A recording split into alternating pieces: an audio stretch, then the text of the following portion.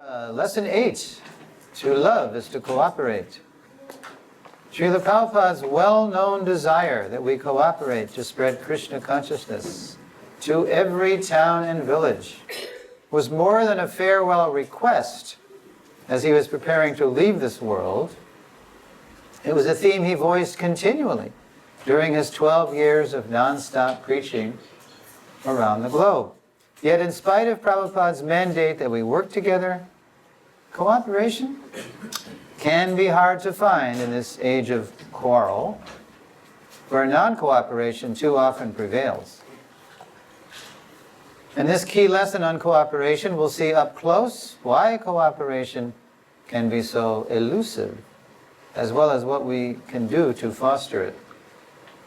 So, for those of you who just came in, this is Srila Prabhupada dancing and chanting with his disciples at Founder-Acharya, San Francisco in 1974.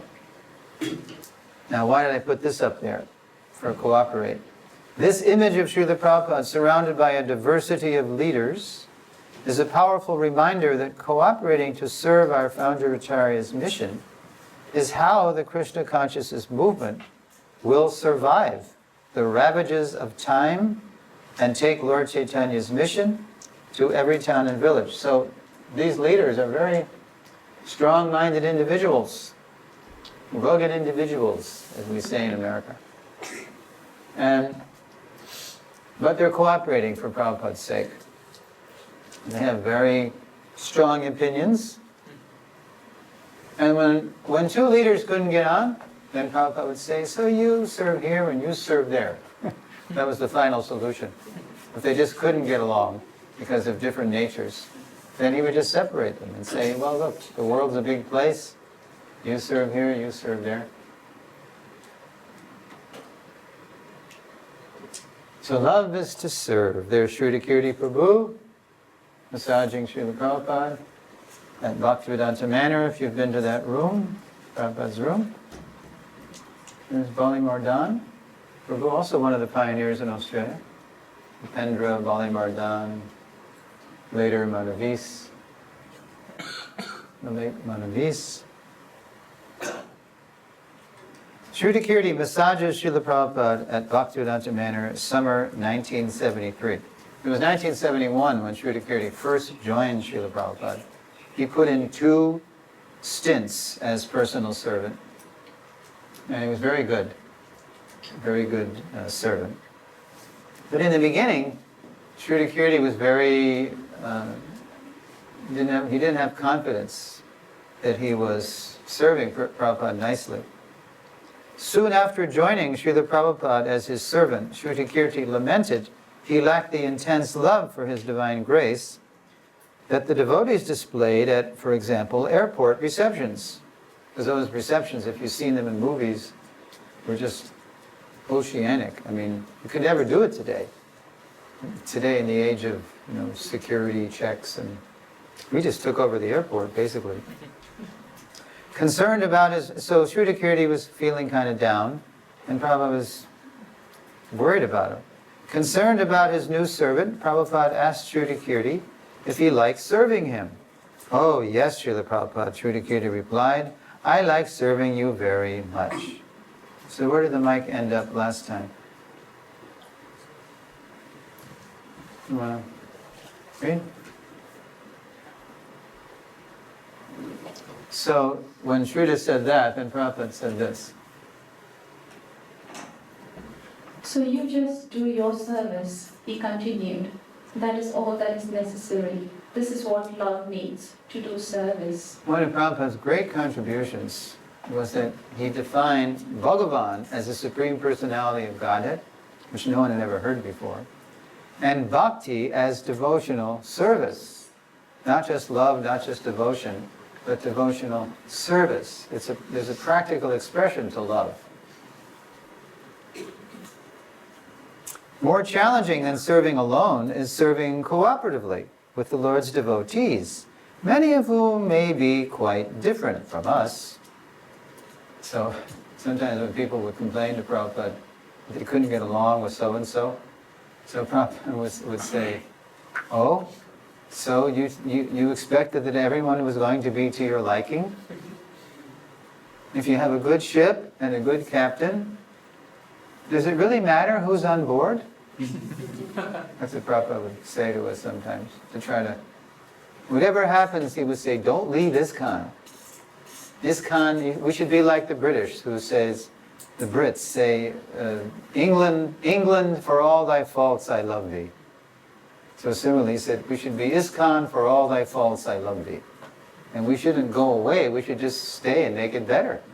Be the change. Okay. So to serve cooperatively is the test of love. There's Prabhupada sitting peacefully with folded hands, determined that ISKCON not repeat the breakup of the Gaudiya mission after Srila Bhaktisiddhanta's disappearance. Prabhupada repeatedly advised his disciples to cooperate, perhaps most famously at the end of making his final will. So if you know the Prabhupada's Anjalila, it's really, I don't know if I mentioned this, but when they went to Rishikesh, did I mention this? Yeah. No? Because Prabhupada was getting weaker and weaker in 77. So Prabhupada, someone suggested that they go to Rishikesh, where the air is pure and the water, of course, is the Ganga. And so Prabhupada said, yes, let's do that. So they went. Maybe you've seen the pictures, this movie. Prabhupada's on the little boat, and he's looking incredibly weak and thin. So it didn't work. So Prabhupada said, so if I'm to die, then I must go to Vrindavan. And the devotees were shocked. They went, because we couldn't conceive, as you've heard me say and Prabhupada initiates say, we couldn't imagine ISKCON without Prabhupada. So very sadly, they go to Vrindavan, and the devotees are all fired up to meet him, but then they are shocked when they see Prabhupada, how thin he is. And then Prabhupada, announces that I've come here perhaps to pass away, and they're all very sad. And then, as soon as they get there, Tamal Krishna Maharaj, who was serving as Prabhupada's personal servant, says, well, if you think that your life is not going to be much longer, Srila Prabhupada, do you think it would be a good idea to make a will? To secure ISKCON? So Prabhupada said, yes. And you must call all the GBC. And so Tamal Krishna thinks, wow, that's going to be a big, he says to Prabhupada, that's going to be a big endeavor. It's going to be very expensive to have all the GBCs fly in here. And probably when they're away from their place, the service will suffer, because it's human nature that when the cat's away, the mice will play. So, but Prabhupada, he had an overriding purpose. He wanted the GBC there with him to now officially, not just informally, but officially, he's been grooming them for 7 years to take over the management of ISKCON. Not to replace him as the Founder-Acharya, but to take over the management. So, but Tamal Krishna Maharaj says, are you sure you want them to come? Prabhupada said, yes, they must come. It's like the changing of the guard, the management guard. So then, to encourage Prabhupada, Tamal Krishna famously says, oh, I'm sure they will come, Srila Prabhupada, because they love you so much. To which Prabhupada replied very soberly. And here's what Prabhupada replied. So where's the mic? Okay? Your love for me, said Srila Prabhupada, will be shown by how much you cooperate to keep this institution together after I am gone. Famous, right? We all know that. Sometimes you see it in temples, in a frame, to encourage everybody to cooperate, right? He made another statement like this too. This is the more famous one, but here's another one. Srila Prabhupada emphasized, your love for me will be tested how after my departure you maintain this institution. We have glamour and people are feeling our weight. This should be maintained. So what does Prabhupada mean here, glamour? What's he? Sounds like Bollywood or something. What does he mean by glamour? He means you have glamour. We are Famous. famous, prestige. People are taking it seriously. We're not going away like so many groups. There's gravitas, there's weight to Prabhupada's preaching and his movement. This should be maintained. And then Prabhupada said, not like Gaudiya Math. After Guru Maharaj left, so many, quote, acharyas came up, unauthorized people who were trying to replace the Founder-Acharya. Their glamour means carries charisma. They have charisma. Charisma. Yeah, charisma, prestige. Charisma can be a cheap word, but prestige, we have weight, feeling our weight. There's Prabhupada. Okay, so here's a couple of examples of how Prabhupada was always saying cooperate. Because this is so dramatic that people only remember these.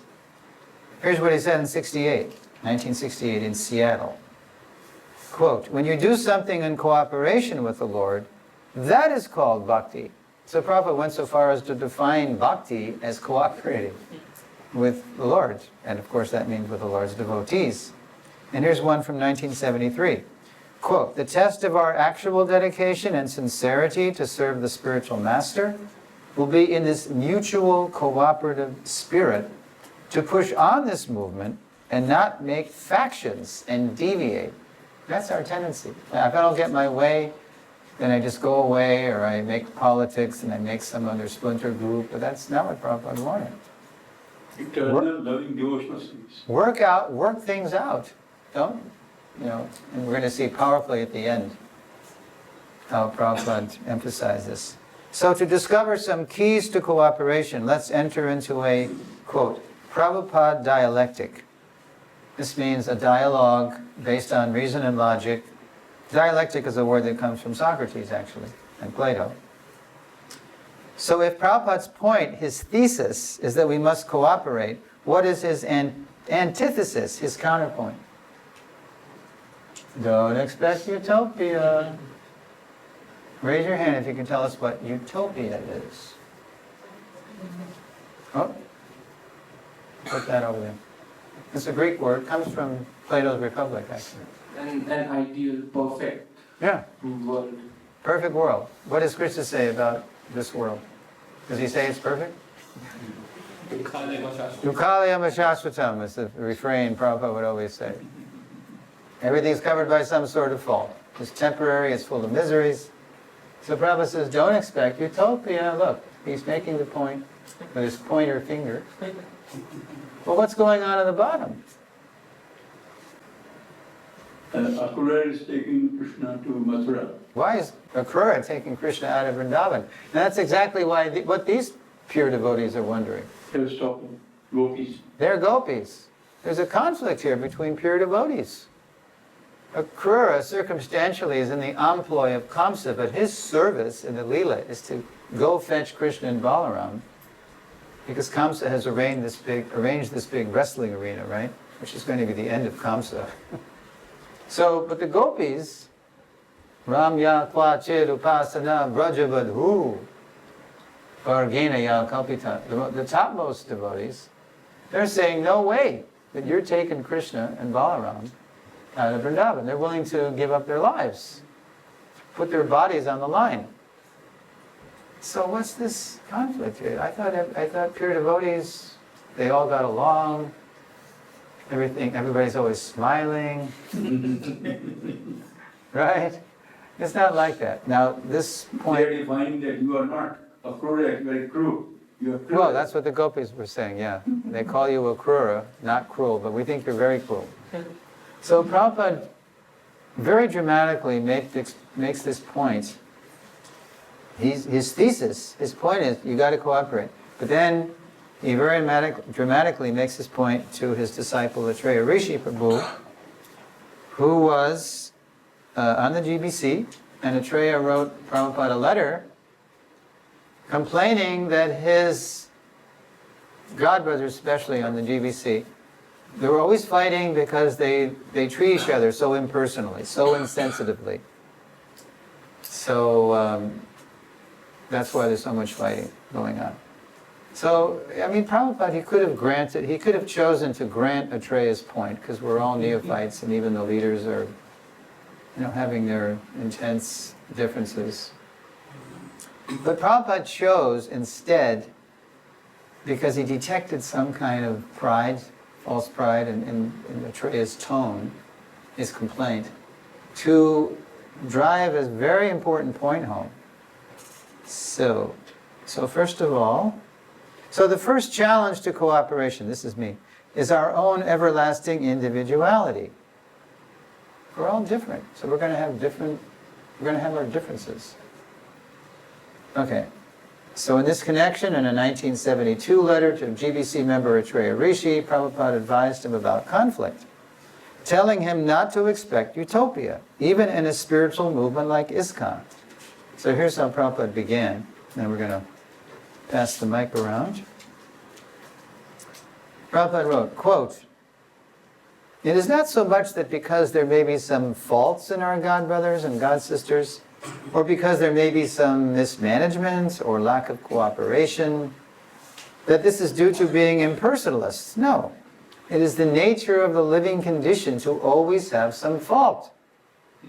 And then Prabhupada says, even in the spiritual world, there is some fault and envy. So it makes you wonder, what am I doing here? I thought I was going to a place where there's no more fighting and faults. And now Prabhupada explains. But it is not the same as material fault or material envy. It is transcendental because it is all based on Krishna. Sometimes when one gopi would serve Krishna very nicely, the others would say, "Oh, she has done so nicely." So that's envy, Prabhupada said. But then they say, "Now let me do better for pleasing Krishna." And then Prabhupada says, that is envy, but it is transcendental without malice. What's malice? Raise your hand. Envy. All right. Well, no, envy, Prabhupada said there's envy in the spiritual world. But what does it mean, envy without malice? Ill will. Yeah, hate. In the material world, when we envy somebody, we want to kill them. We want to cut them down. We want to get rid of them because they're in the way of my prestige or my sense gratification or what have you. That is envy, but it is transcendental without malice. So we shall not expect that anywhere there is any utopia. Rather, that is impersonalism. Interesting, huh? And now there's more words. So where's the mic? Okay.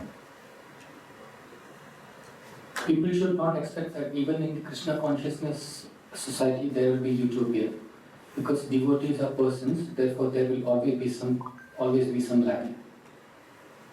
But the difference is that their lackings have become transcendental because despite everything they may do, their most intention is to serve Krishna. Yeah. So because we're individuals, we're going to have our differences.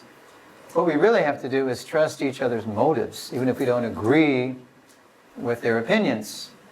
We're all devotees trying to serve Krishna, and sometimes the best we can do is agree to disagree.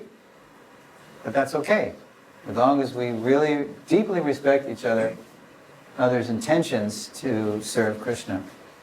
And now listen to the rest of this letter, because Prabhupada really is making a point about his attitude, about Atreya's attitude toward the devotees. And Atreya, he's good. He's a good man. He got it. He understood. So Prabhupada ended the letter by saying, quote, "The devotees of Krishna are the most exalted persons on this planet. Better than kings.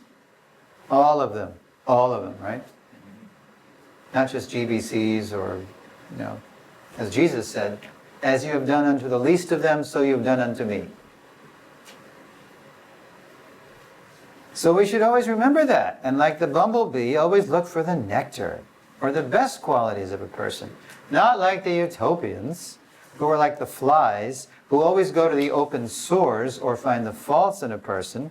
And because they cannot find any utopia, or because they cannot find anyone without faults, they want to become void, merged, nothing. They think that is utopia, to become void of personality. So if there is sometimes slight disagreements between devotees, It is not due to impersonalism. It is because they are persons, and such disagreements should not be taken very seriously. And Prabhupada knew what was going on in the movement, how sometimes there were fights, but he's advising Acharya Rishi to take the long view, the generous view, that everybody's trying to serve Krishna. But we're different, so we're going to have our differences. So if Srila Prabhupada's thesis is that we cooperate, and his antithesis, not to expect utopia, then what is his synthesis? How do you resolve this? Well, it's something that we hear all the time, but it's easier said than done. Find unity in diversity. There's Prabhupada smiling with his hand in a bead bag on a grassy slope. It kind of looks like the other picture where he was in the white plastic chair looking at the Varnashram bullet points. It looks like the same setting. So the first step to finding transcendent unity amid our often dizzying diversity is trusting we all share the same goal, pure devotional service to Srila Prabhupada and Lord Chaitanya's mission. Trust or mistrust comes from experience. Only with trust can we move forward together and sometimes, I already said it, quote, agree to disagree. That happens, but if we respectfully do that, then that's pretty big in Kali Yuga, agreeing to disagree instead of fighting. Now that was 72. In 73, Prabhupada received a similar letter 1 year later, actually a year and a half later, from the leader at New Vrindavan, Kirtanananda Maharaj, who was reporting to Prabhupada that there's dissension in the ranks. Right? So what else is new, right? So Prabhupada knew that. So in a 1973 letter to Kirtanananda Maharaj, Prabhupada reveals the secret to finding unity in diversity. And Prabhupada, first of all, Prabhupada describes the challenge. So where's the mic? Okay, so read that. The materialist, without being able to adjust the varieties and the disagreements, makes everything zero. They cannot come into agreement with varieties. But if we keep Krishna in the center, then there will be agreement in varieties. This is called unity in diversity. And Prabhupada didn't coin that, of course. I mean, that's an old saying. And that was Nehru's slogan when India got its independence. Yes, we are a diverse country with so many languages and cultures, but we will find unity in diversity. That was a political slogan. But it's actually based, unity and diversity, on a philosophical principle that Prabhupada identifies. I think we're going to look at it in CC. Okay, this is called Unity and Diversity, and look at this. This is big. Read this. I am therefore suggesting that all our men meet in Mayapur every year during the birth anniversary of Lord Chaitanya Mahaprabhu. With all GBC and senior men present, we should discuss how to make unity in diversity. That's how big it is. Prabhupada said that the leaders should make it the theme of every Mayapur AGM, annual general meeting. And we're seeing more and more the need for that as the movement expands. And then Prabhupada also wrote in the same letter, quote, material nature means dissension and disagreement, especially in this Kali Yuga. But for this Krishna consciousness movement, its success will depend on agreement. Now, what does Prabhupada mean by that? Agreeing that the goal, the center, is Krishna. Doesn't mean we're all going to necessarily have the same opinion. Even though there are varieties of engagements. In the material world there are varieties, but there is no agreement. In the spiritual world there are varieties, but there is agreement. That is the difference. Prabhupada often gave the example of the concentric circles, when you throw a stone in the pond and then it makes a circle, and then if the stones keep hitting the same center, then you can have all these concentric circles, but they won't clash. But if you just put them here and there, then all those circles will clash. So Krishna has to remain the center. Quote, so this is the same letter, but if we fight on account of diversity, then it is simply the material platform. Please try to maintain the philosophy of unity in diversity.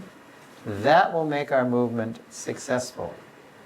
Now here's the CC reference, the philosophical basis of unity and diversity.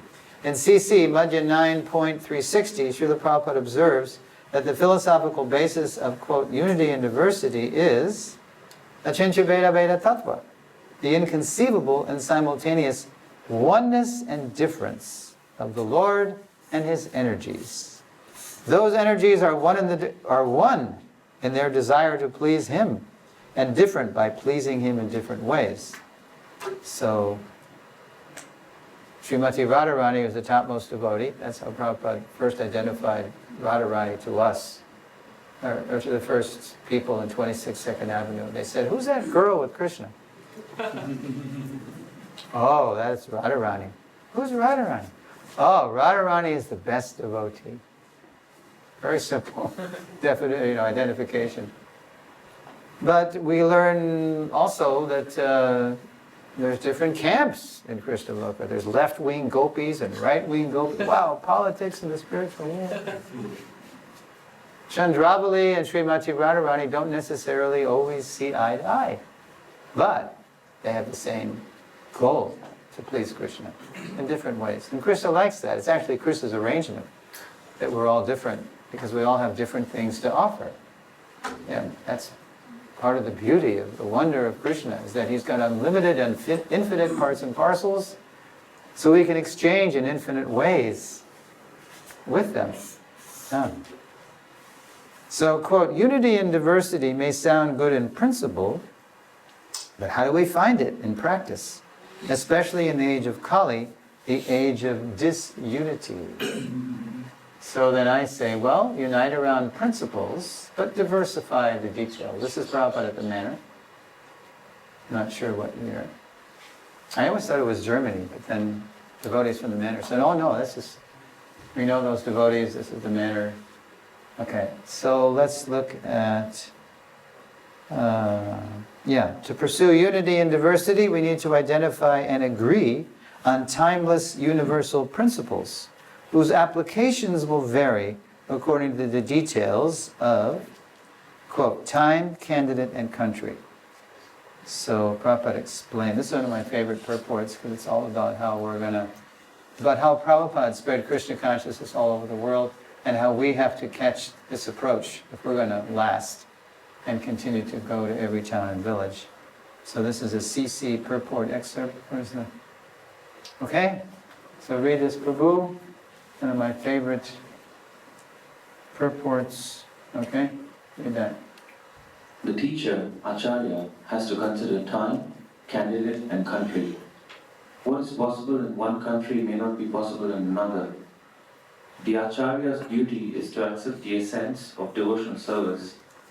The essence of devotional service must be taken into consideration and not the outward paraphernalia. Yeah, what the Hare Krishna movement looks like in Melbourne, Australia, what it looks like in Outer Mongolia, what it looks like in South America, it's really different. People say, well, how's the movement doing? Prabhu, you travel all over the world. Well, it depends on where you are, how they're doing, and how they're applying the principles Prabhupada gave us really is different. And that's only natural. That's otherwise, in other words, one size doesn't fit all. It's not like buying socks, becoming Krishna conscious, right? It's differently applied. And here's another quote from, let's see. This is from the same purport. Listen to this. Quote, it is not necessary that the rules and regulations followed in India be exactly the same as those in Europe, America, and other Western countries. We should not follow regulative principles without an effect, nor should we fail to accept the regulative principles. What is required is a special technique according to country, time, and candidate. So we just had a GBC resolution that came out of Tirupati, finally acknowledging, finally implementing the VDG principle, Vaishnavi Diksha Guru. And there's been two opposite camps. This is going to ruin ISKCON versus if we do this, and this is going to ruin ISKCON if we don't do this. And ne'er the twain shall meet, right? But the GBC came up with a beautiful resolution because they followed Prabhupada's time, country, candidate. They say, yes, this principle that we affirmed in 2009 now finally we're allowing to go forward in practicality. So they're affirming the Ye Krishna Tattva Veta principle, Kiba Vipra Kiba Nyasi Shudra Kenanoi, whether you're learned or you're a Shudra, whatever your material situation. Ye Krishna Tattva Veta, if you know the art, the science of serving Krishna, that's Guru, say Guru Hoy. But they're doing it in such a way that they're not demanding that everybody in every place in ISKCON implement this right away. I mean, ISKCON India may never be ready to implement this, but maybe they will. And in the West, it's like, it's so overdue that people have been rotting on the vine, waiting to take initiation from so-and-so Mataji because she gave them the most Shiksha, and now they want Diksha, and she's qualified. And the way they had provisos, the lady has to be at least 55 years old. She has to have a stable, come from a stable family situation. She has to be protected by either a husband or grown sons or a group of senior devotees. So it's done in a very nice way. And she has to be approved, by the normal approval process. Does anybody not know what the approval process consists of in ISKCON to be approved to take up that service? Do you know what it is or not know? Okay, this is, you should know. Because Prabhupada wants everybody to grow up and be guru. We're going to see this very dramatically in lesson 9. That we don't remain perpetually students. Well, we're always perpetually students, but that at some point he wants us to be mature enough to also give shelter as spiritual masters, both Shiksha and Diksha. So it kind of needs work. But anyway, if someone nominates you to take up that service, then it's not, actually you need 10, I think it's still 10 endorsements by senior respected devotees that you're okay. You're qualified, you're good, you're solid. And then you have to have a GBC sponsor who submits those 10 endorsements to the GBC body. And then the GBC body has 6 months to examine those endorsements. And if anybody has a problem with the nomination for a candidate for being guru, then they raise it. They raise that objection to the body and then it's discussed. And if the objections are overcome, then after 6 months, then the person's notified, and then he's given, well now it's she too, given affidavits, sworn affidavits. There's 2. There's one to be loyal to ISKCON, Prabhupada's ISKCON, and one to be loyal to the disciples, that you'll always behave yourself in such a way that you'll be respected as a bona fide spiritual master. And now there's resolutions in the works where it's to be, not just go before the GBC body, but it's to be reviewed by local people who really know you. That's really where the rubber meets the road, where the test is. Because sometimes people are nominated and nobody knows them, or they only known in a certain place. And if the locals have issues, then that should really tell. That should really carry a lot of weight. Yeah, you're nominating, somebody's nominating this person, but did you know what this person is doing? The local people always know better. Or maybe they don't, maybe they're just prejudiced. And then it has to be cleared in a higher way, Anyway, it's a work in progress, Prabhus, the ISKCON Guru-Disciple culture, the initiation procedure. So, let's see here. All right, so back to the point. So, see, we're going to drill down on this cooperation thing because the key to cooperation is finding unity and diversity. Because if we don't do that, if we don't unite around principles we can all agree on and diversify the details of how they're applied, as the GBC just did in the case of Vaishnavi Diksha Gurus, we're always going to be stuck. always going to be stuck. It's never going to move forward. So, what is required, Prabhupada said, is a special technique according to country, time, and candidate. Now, Prabhupada's complete surrender to the mission of Srila Bhaktisiddhanta and Sri Chaitanya Mahaprabhu empowered him with that, quote, special technique to spread Krishna consciousness around the world. Now, to help us learn that technique, time, country, candidate, Srila Prabhupada continues to explain. So here's another, okay. Yeah, here's another one. Okay, so where's the mic? One has to consider the particular time, country, and conveniences. What is convenient in India may not be convenient in the Western countries. If someone does go and preach, taking all risks and allowing all considerations for time and place, it might be that there are changes in the manner of worship, but that is not at all faulty according to Shastra. So in India, for example, in ISKCON, you'll never see a lady on the altar, right? Offering arti. But in the West, if our ladies weren't allowed to go on the altar, we'd have to close our temples. Because very often in the West, it's the ladies who held temples together historically by their dedication and their surrender. So it just really depends on time, place, circumstance, and even when Prabhupada's own godbrothers appreciated Prabhupada in 1972 when Prabhupada invited them to the groundbreaking of Mayapur project, they had objections. They acknowledged that he had spread Krishna consciousness, was spreading it all over the world, but they objected that he was letting us call him Prabhupada, and that he was letting men and women serve together in the same centers. So Prabhupada, he had to try to explain to them that when he came to the West, he found a completely different culture. I mean, it's an anti-culture, it's not even a culture. Like Gandhi. Gandhi said, what did Gandhi say about Western civilization? Does anybody know? Gandhiji. Just a dream. Well, no, you're sort of getting warm, but some Western reporter asked Gandhi what he thought of Western civilization. And Gandhi said, I think it would be a good idea. If they got civilized, in other words.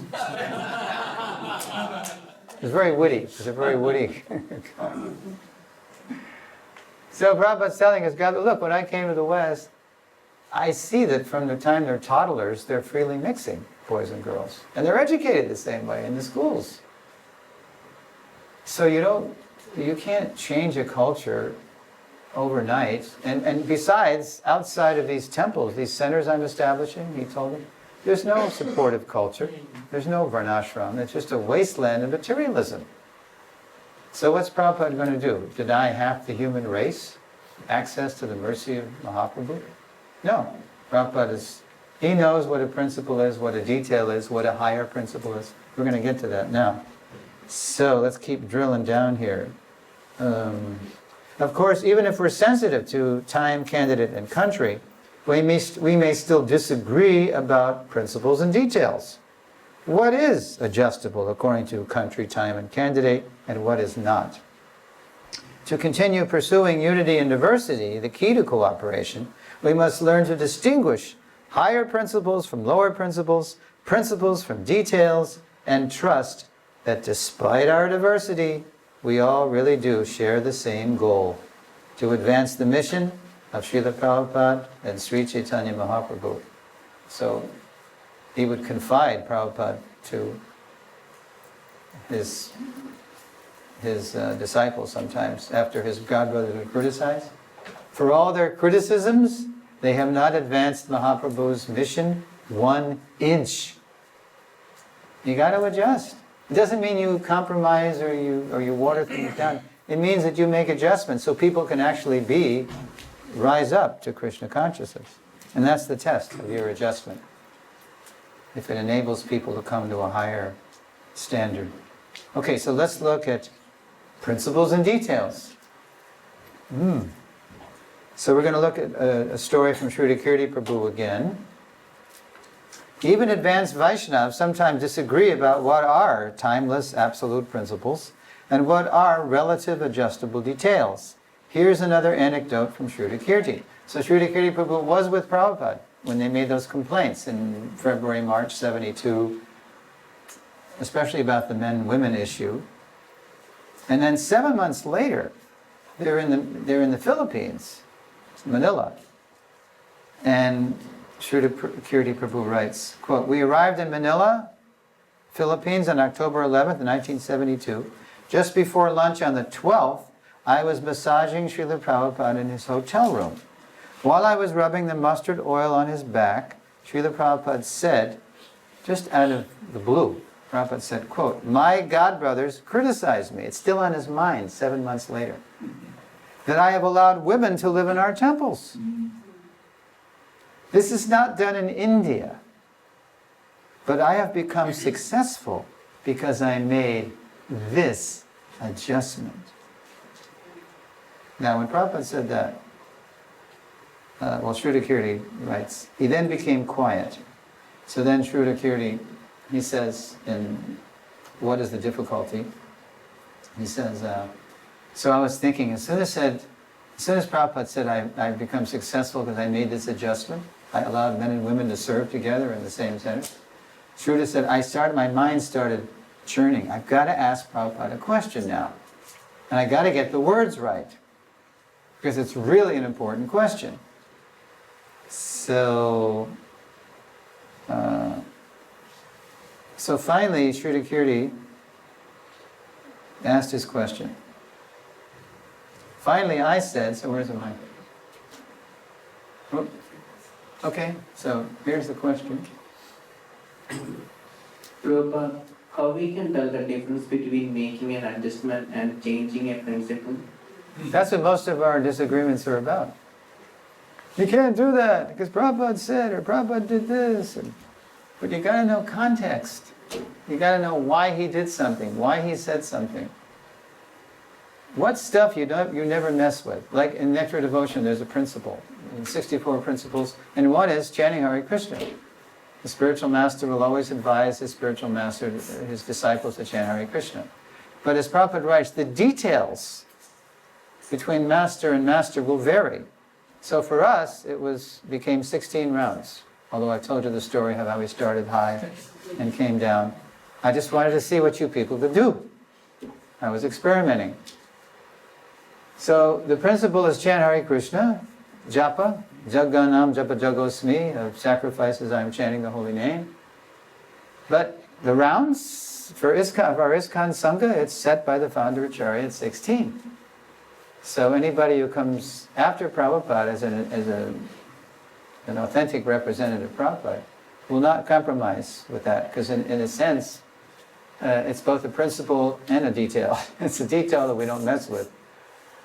So chant Hare Krishna and 16 rounds is our principle and application of the principle.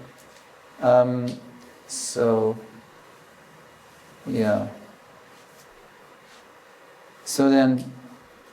that's the question.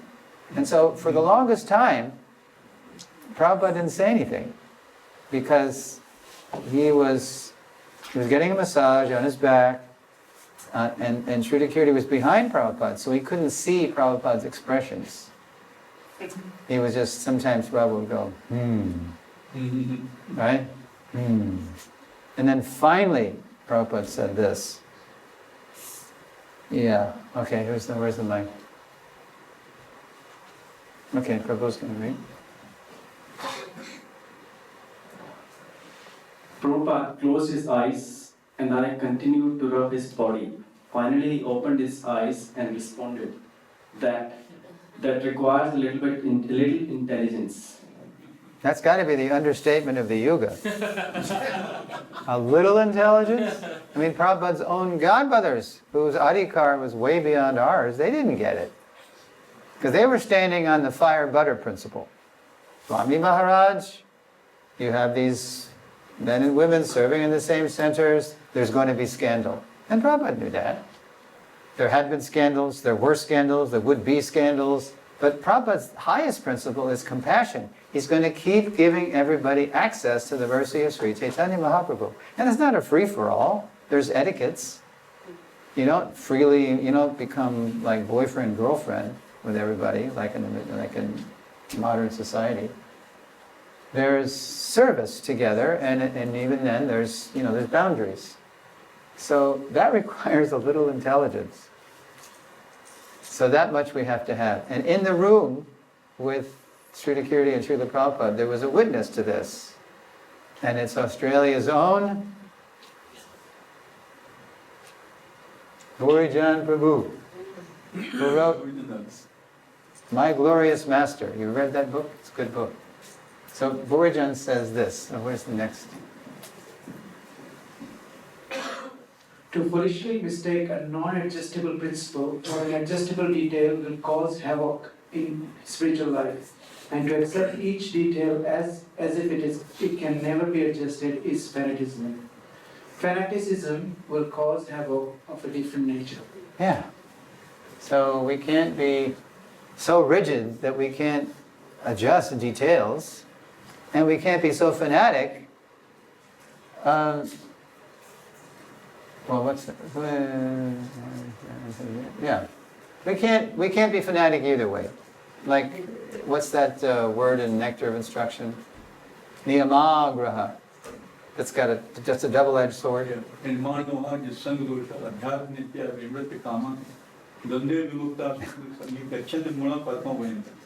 Okay. So what is niyamagraha with the long A? What does that mean? It means, okay, raise your hand. Following principles. It means following rules just for the sake of following rules. We become a devotee of rules, right? We never met a rule we didn't like. We become a devotee. We're simply rule lovers, but we don't see how to apply the rules practically. Or niyamagraha, the other one, niyamagraha, Prabhupada explains in NOI purport, is to fanatically neglect the rules. Oh, we're spontaneous. Yeah, we don't want to be. And that's sahajya. That's the sahajya mentality. So Prabhupada introduced the rules gradually. He mentioned the rules before the first initiation, but he stressed more the chanting, because that gives us the higher taste to follow the rules. To give up the lower taste, we have to get a higher taste. So he stressed more the chanting of Hare Krishna. It was only after a few initiations at 26 2nd Avenue, it was only in November 25th, 1966, that Prabhupada posted the rules after a few initiations. Sometimes you see this handwritten notice posted in temples. It was only on November 24th when a disciple from the first initiation said, "Hey, Swamiji, are there any rules? You said something about rules to this club." Remember, they had no clue about a mission going all over the world, or how serious it was. So what's Swamiji's response? "Very good boy. I thought you'd never ask." Because Prabhupada is very intelligent. He knows that it has to come from us. We won't follow rules until we want to follow rules. So the next day, on the bathroom door, it's either I guess it was in his apartment, 2C, that Prabhupada posted the rules. All initiated devotees must, in writing. He said them, but now it was in writing. Get it in writing, people say. Must avoid all kinds of intoxicating habit, must not have illicit sexual connection, must take only Krishna prasadam, must not engage in frivolous sports. This was like a little mini Hari Bhakti Vilas for 26 2nd Avenue. And then he signed it A.C. Bhakti Vilas, this one, and then he wrote the Maha Mantra out. You see this? Have you seen this? This is a famous piece of paper that sometimes you see enshrined in temples. It used to be in Mayapur. No gambling. No gambling. It used to be right in Mayapur, right in the back of Prabhupada's Vyasasana, in the hallway where the Madhajis make the garlands. It used to be, you go around that corner and you see the whole all these highlights of Prabhupada's preaching life. I don't think it's there now. I think because of different constructions, it's not there. But anyway, so now we're going to look at how Prabhupada directly answered his godbrother's criticisms of letting men and women serve together in the temples. And it's very telling because there's a hint right in Prabhupada, and this is in a CC purport. Sometimes Prabhupada would work, if it was significant enough, he'd put it right in purports about people's objections. In 1974, while translating Sri Chaitanya Chaitamrita, Srila Prabhupada directly answered his godbrother's above-mentioned criticism while commenting on Adi Leela, chapter 7, text 37. So, quote, "An Acharya must devise a means by which people may somehow or other come to Krishna consciousness. First they should become Krishna conscious, and all the prescribed rules and regulations may later gradually be introduced." Who was Prabhupada following there with that? First, and all the rules and regulations come later. Prabhupada's following one of our great previous acharyas, Rupa Goswami, Padyavali. Padyavali? I'm not sure. Rupa Goswami famously said, "Yena tena prakarena." I think it's in Bhakti Rasamrita Sindhu. "Yena tena prakarena," somehow or other get people, Mana Krishna niveshayet, somehow or other get people's minds fixed on Krishna, which Prabhupada beautifully did by the chanting. Sarve vidi, all those vidis, those rules and regulations, nishevasyur, etayor eva kinkaraha, should be maidservants. All those rules and they should be maidservants of this highest principle to get people to be Krishna conscious. If you simply hit people with all the rules and regulations at first without giving them a higher taste, they won't be able to just give up their habits. But note, those quotes, I'm going to continue reading the purport. This Prabhupada says, "In our Krishna consciousness movement, we follow this policy of Lord Sri Chaitanya Mahaprabhu. For example, since boys and girls in the Western countries freely intermingle, special concessions regarding their customs and habits are necessary to bring them to Krishna consciousness. The Acharya must devise a means to bring them to devotional service." Now that's the key, what I say here. Note, those special concessions, which is the details of applying principles according to time, candidate, and country, must always bring them to Krishna consciousness. Not that we make a compromise and let people wallow in Maya and they never advance, but the test of our adjustments will be if people actually are uplifted and come to a higher platform. As Srila Prabhupada advised, Phalena parachiyate, you have to judge a thing by its result. So that's important.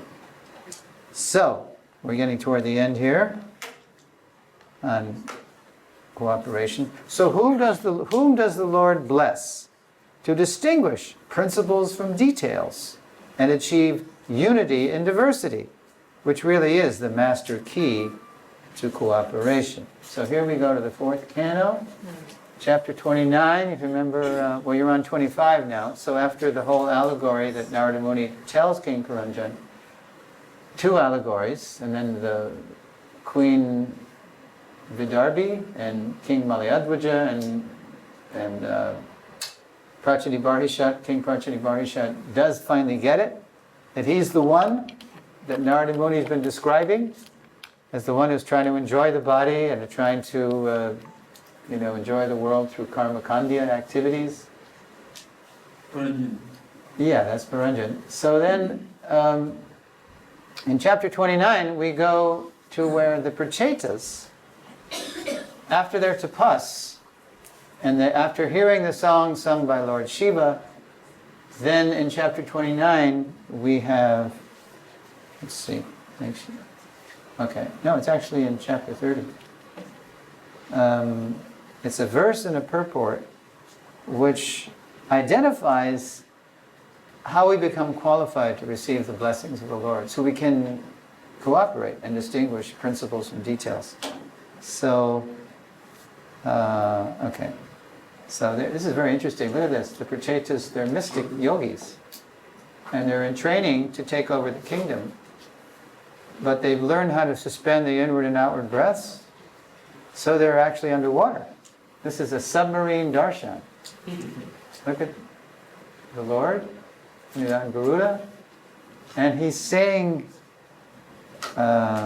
he's saying this to the Prachetas underwater. This is a mystical exchange here. So this is the verse. So where's the... Okay, so Prabhuji, please read that. My dear sons of the king, I am very much pleased by the friendly relationships among you. All of you are engaged in one occupation, devotional service. So there's the first key, friendly relationships. These are powerful Kshatriyas. And powerful Kshatriyas, if they're not devotionally inclined, might fight and kill each other for power. There's no greater intoxicant than power. Have you heard of Mao Zedong? Chairman Mao did a revolution in 1949, and the communists have been in power ever since. So Chairman Mao's wife, she was also very smart. So she made an observation once. She said, most people are bewildered by sex because they've never tasted power. That's a greater intoxicant than sex, according to Mao Zedong's wife. Because that's why we come in the material world, to control and enjoy. And it's even greater than the high from sex. So these are heavy-duty Kshatriyas, but they're devotional. They're cooperating because they have a mission to become qualified to take over the kingdom, and the Lord's very pleased. Because of your friendly relationships. All of you are engaged in one occupation, devotional service, and I am so pleased with your mutual friendship that I wish you all good fortune. Now you may ask a benediction of me. Now you may ask a benediction, because they please the Lord by their friendly dealings. You can think of the loving exchange purport in Nectar of Instruction. If we want to get the blessings of the Lord, we have to have friendly dealings. And I must say, I'm really heartened and impressed by the friendly dealings that I'm observing here in Melbourne, ISKCON. You have a great opulence here. You're relatively, there's politics. If there's two people, there's politics. Say. But you're relatively free of politics. And that's confirmed by senior devotees here. It seemed to me that was true, and they said, yeah, we're spared what goes on sometimes in other places. Now listen to this purport. This is just the verse. Prabhupada writes here, quote, since the sons of King Prachani Barhishat were all united in Krishna consciousness, the Lord was very pleased with them. Each and every one of the sons of King Prachani Barhishat was an individual soul, but they were united in offering transcendental service to the Lord. The unity of the individual souls attempting to satisfy the Supreme Lord or rendering service to the Lord is real unity. That's the real center, Krishna. Otherwise, we have infinite other centers if we're conditioned. In the material world, such unity is not possible. And then Prabhupada addresses ISKCON, us, devotees. Disunity between individual souls is so strong within this material world that even in society of Krishna consciousness, members sometimes appear disunited due to their having different opinions and leaning toward material things. Actually, in Krishna consciousness, there cannot be two opinions. In other words, ultimately we all agree that Krishna is the one we want to please. We just have different ways of going about it. There is only one goal, to serve Krishna to one's best ability. If there is some disagreement over service, this is still Srila Prabhupada, such disagreement is to be taken as spiritual. Transcendental disagreement. Those who are actually engaged in the service of the Supreme Personality of Godhead cannot be disunited in any circumstance. This makes the Supreme Lord very happy and willing to award all kinds of benediction to his devotees, as indicated in this verse. And then I make a little observation. According to the above verse and purport, if we want to find unity in diversity, friendly relationships among ourselves will inspire the Lord to grant us this benediction. When our exchanges are respectful, friendly, and loving, despite our differences, the Lord will bless us with the cooperative spirit needed to carry Krishna consciousness to every town and village on earth. And we give the last word in the lesson. This is the last slide now, on cooperation to Srila Prabhupada. It's an audio slide. There's Srila Prabhupada and Sridham Mayapur. There's a young Yadavar, a young Brahmananda Swami at the time. Profile of Pancha Dravida, Swami at the time. I think that's Paramahans. Yeah. So Prabhupada is making a point with his hand. Prabhupada knew how to use his hands to make points. Mudras. To love is to cooperate, and now here's the context. It's the audio was from March 16, 1976. The Radha Damodar party in the previous December, a few months earlier, have won the Christmas marathon. He called it the Christmas marathon in those days. So the reward is that Tamal Krishna Maharaj and Vishnujan Swami take their boys, their men, I think it's about 100 of them. It's the most amazing traveling Sankirtan network we've ever seen in America to this day. 100 young men in different buses. And they were all converted into temples, if you've read Radha Damodar Vilas or even the Lilamrita. You are servant of the servant. Servant of the servant, that's right. So Prabhupada invites them to his quarters, all these Radha Damodar men, and he chooses to speak about this cooperation. Now listen to the importance Prabhupada gives to cooperation. The actual recording's a little annoying because there's a buzz in the background. So you have to overlook that, but you can still hear him, and you can read the words. So let's hear Prabhupada give the last word on cooperation. Lord Chaitanya Mahaprabhu is God himself, Krishna himself. He felt alone, unable to do this task. He felt. So, this is the position. You are cooperating, therefore I am getting the credit. Otherwise, alone what could I do? Chaitanya Mahaprabhu himself wanted our cooperation. He is God, Krishna. And therefore cooperation is very important. Nobody thinks that I have got so great ability, I can do. No. It is simply by cooperation we can do very big things. United we stand, divided we fall. Sankirtan. Sankirtan means many men combined together. They chant. That is Sankirtan. Otherwise Kirtan. Sankirtan means many combined together. That is Chaitanya Mahaprabhu's mission. So I call Prabhupada's call for us to cooperate his Mahavakya, his great utterance. Because Prabhupada knew that's what it's going to take for us to take Krishna consciousness to every town and village, despite our differences, despite our diversity.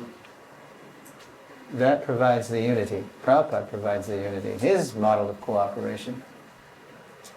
Okay, so the lesson outcomes. By the end of the lesson, students will be able to explain why love means to cooperate in devotional service. Explain why serving Krishna is not utopia. Explain how to find unity in diversity. Explain the difference between principles and details. And finally, describe whom the Lord blesses to find unity in diversity, the key to cooperation for spreading Krishna consciousness worldwide. And tomorrow morning, Sunday morning at 11, right? 11 to 12:30? Yeah. We're going to be looking at this exorcism. We're going to exorcise fictional Prabhupads, impersonal and sentimental misconceptions we may have. We don't even know it about Prabhupada. We're going to identify them and kick them out so that in the afternoon we can actually enter into our Srila Prabhupada. Okay, so yeah, that's okay. So the transition is, before we look at different ways to access and develop our individual loving relationship with Srila Prabhupada, in the next lesson we will identify and dispel some misconceptions we may have about him. So, okay. So in terms of those learning outcomes, I saw Adi Purush. Probably a lot of times we get asked about identifying principle and details. Mm-hmm. One example I tend to give is the regulatory principles. We have a compliment on that. Yeah. And the details of how you bring them up to the standard of following those regulatory principles, that you vary according to country. So I just want to cross-check if that's a good example, and also if you can give further examples. Okay, everybody hear the question? It's no small thing to know the difference between principles, higher principles, lower principles. I mean, as I said, the Godbrothers were standing on a principle. It's a law of nature. That you have, that a man is Narada Muni's, the priest is just to Maharaj Yudhisthira, the 7th canto. That the man is like the pot of butter, and if you put the fire too close to the butter pot, the butter is going to melt. And Prabhupada knew that. Prabhupada knew he was taking a risk for preaching. He wanted to give everybody access to the mercy of Mahaprabhu. That's the highest principle Prabhupada always operated on. And if you hear memories, DVDs, that's what struck the devotees most. How Prabhupada dealt with them, how he dealt with other devotees. He was always out of compassion. Whether he was shouting at them, it didn't mean he was always mild. Sometimes he was like thunder, sometimes he was like a rose, right? But it was always, his dealings were always out of compassion to bring people to Krishna. Yeah. Eteoreva kinkaraha, on the principle of Rupa Goswami's principle. So sometimes if we're not sure, sometimes it is a fine line, right? We don't know if this is adjustable or not. It's always wise to consult people whose judgment we respect, as Prabhupada did. When he was in Jhansi, remember? He called Keshav Maharaj. Keshav Maharaj, he really wanted to continue, actually, because he finally had an audience. And then what did Keshav Maharaj say? You know, Bhaktivedanta Prabhu, you're not in Vanaprastha to engage in litigation simply to try to win these buildings. Mahaprabhu has bigger plans for you. And this Jhansi, it's too small. Guru Maharaj wants us in the big cities. Whereas in Juhu, Prabhupada was the only one who didn't give up. Everybody else gave up, if you know the story. They canceled the agreement with Nair, and we're going to let Nair keep all the money and the land. And Prabhupada said, no, actually this agreement, because Prabhupada acted so quickly that even though it was canceled, but Prabhupada did things that, what did he do? He built up more their presence on the property, and he went to some life members who had pull in the judicial system in India, so that it wouldn't, before it had time to really take effect, that cancellation, Prabhupada had already countered it. Because Prabhupada had the vision, he knew this Juhu was going to go. It wasn't always going to be a den of snakes and scorpions and low-life people. It was going to be a real gold mine for preaching. Whereas in Jhansi he wasn't sure, so he consulted. But by Juhu he knew. Now, Prabhu, we only got a couple of minutes. Are you going to, this is a question, or is that all right? Adi Prabhu? We have to. We really. I would say the bottom line is consult people whose judgment you trust when you're not sure. Okay, so I gotta get my watch here because I really gotta get out of here at 1. Hare Krishna. 6 minutes and counting. My guess is why Prabhupada had to change the policy was because of Why what? the society, Western society, that was permissive society. Yeah, so why did what? Because of that, Prabhupada had to change some things like putting women in the same ashram. No, not in this. I mean, men and women are always separate. Separate, but in the same center. Same center. Right. Yeah, people in. And why did he do that? Because of permissive society, my guess. Well, that's what he told his godbrothers. What I found was they're freely mingling from the time they're little babies, practically, and then they're educated the same way. They're in the same schools together. So you can't change a culture overnight, but you can allow them to serve together under certain achar, behavior, etiquettes. Yeah, from the day I joined, I was advised or told, you don't freely mingle with, the girls. We were all boys and girls. But what's the funny Trivikram Swami? You know Trivikram Swami? He and Jayapataka Maharaj are the oldest sannyasis still in good standing in his kind. They took sannyas around the same time in 1970, I believe. So he once asked Prabhupada, way back, in 1970, or maybe he was still at Brahmacharya even. Yeah, because he was Prabhupada's personal servant in 1969 for the launch of London. So we asked, what's the proper interaction between man and a woman if you're a Brahmachari? So Prabhupada said, pass the salt. Please pass the salt. In other words, just keep it really basic. Our movement has grown up, and it's more congregational now, and it's not that everybody's packed into urban communes, so it's a little different. But still, we have, you folks, a lot of you being of Indian heritage, you kind of know, even, from your upbringing, perhaps, that there's etiquette. Mahesh Prabhu. I think Prabhupada is the best architect and a good blacksmith because he knew very well how much the gold can be heated up in the pot, because the earthen pot is much softer than the metal. He knew his disciples, who can become the best disciples and who can continue and who can cooperate. Similarly, why can't, now the game has changed. The disciples, the devotees are looking for the gurus, and then they feel saddened and they want to look at Shiksha Guru. Why can't we have the old principle where Srila Prabhupada used to take the disciples? Old principle of what? Like the disciples didn't have the choice. The gurus had the choice to take him as a disciple or not. Oh, you mean in Prabhupada's time with us? Yes. Yeah, he was the only, we didn't know any, we knew he was, there were plenty of gurus around, but Prabhupada was the only bona fide guru.